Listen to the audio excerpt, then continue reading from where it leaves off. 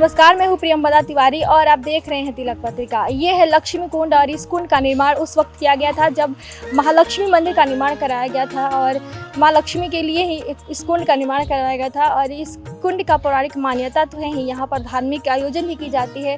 जब इस मंदिर में 16 दिनों की सोरहिया मेला लगता है तो इस कुंड पर ही उसका आयोजन होता है और यहाँ पर लगातार महिलाएं जो है महिला श्रद्धालु यहाँ पर 16 दिनों तक व्रत करते हैं और जब आखिरी दिन जीत पुत्रिका के व्रत करने के बाद इस कुंड पर आती हैं, स्नान दान करती हैं। और ऐसा कहा जाता है कि जो जीत पुत्रिका व्रत होता है संतान की लंबी आयु और सुखद जीवन की कामना के लिए किया जाता है। तो इस कुंड में आने के बाद यहाँ पर स्नान दान और पूजा कर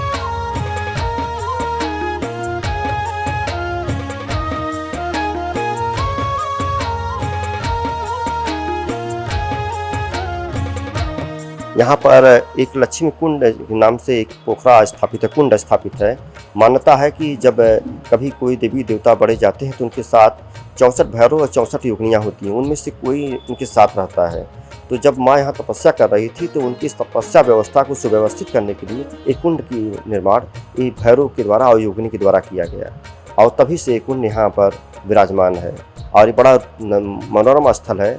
और जब सोरहिया का मेला लगता है तो लोग यहाँ पर स्नान भी करते हैं। स्नान करने से उनके जो इस तरह की शारीरिक बाधाएं हैं, रोग हैं, ये सब दूर होते हैं। और जो लोग के घर में धन धान की समस्याएं आती हैं वो लोग अपने घर का अन्न, जौ और चावल ले आके माँ को अर्पित करके कुंड में छोड़ते हैं और जिससे उनके यहाँ समृद्धि आती है, वृद्धि होती है, विकास होता है। इस कुंड पे बहुत सारे इस समय जैसे छठ पूजा अब तो बहुत पहले से होता आ रहा है तो अब यहाँ ज़्यादा प्रसिद्ध हो गया है। छठ पूजा यहाँ पर होता है, जो जब सूर्य देवताओं को अर्घ्य दिया जाता है तो उस समय भी यहाँ पर काफ़ी भीड़ लगती है। और शीतला अष्टमी पड़ता है तो शीतला अष्टमी पर भी कुंड पर ही पूजा पाठ लोग करते हैं। और इसके अलावा हमारे यहाँ आसपास में ये भी है कि जब किसी के यहाँ किसी की मृत्यु हो जाती है तो वहाँ पर जो लोग अपने घरों में स्नान नहीं करते हैं वो आके इस पोखरी पर ही स्नान करते हैं और यहीं पर तर्पण का भी कार्य करते हैं। पुत्रिका जो व्रत होता है उसमें लोग स्नान करते हैं।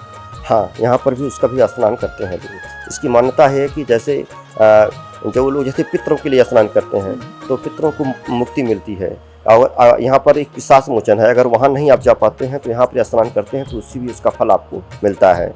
इसके अलावा 16 दिन तक जो है उसमें भी 16 दिन तक माताएं हैं यहाँ आके स्नान करती हैं और लक्ष्मी जी जो अपने घर में साल भर पूजा की जाती हैं उनका तर्पण भी यहीं कराती हैं और नई मूर्ति माँ को चढ़ाकर लोग ले जाते हैं।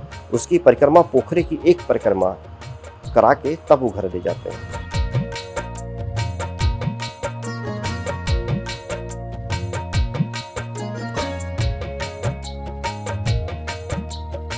भी हमने पंडित जी से बात की, उन्होंने बताया कि इस कुंड का निर्माण जब काशी में भगवान का शंकर 64 योगिनियों को भेजे तो यहाँ पर मयूरी नाम की एक योगिनी थी, वो भी आई थी। उन्हीं की देख रेख में ऐसा कहा जाता है कि जो कुंड की रक्षा करती है मयूरी देवी के द्वारा ही किया जाता है। कैमरा पर्सन दीपक गुप्ता के साथ मैं प्रियंवदा तिवारी, देखते रहिए तिलक पत्रिका।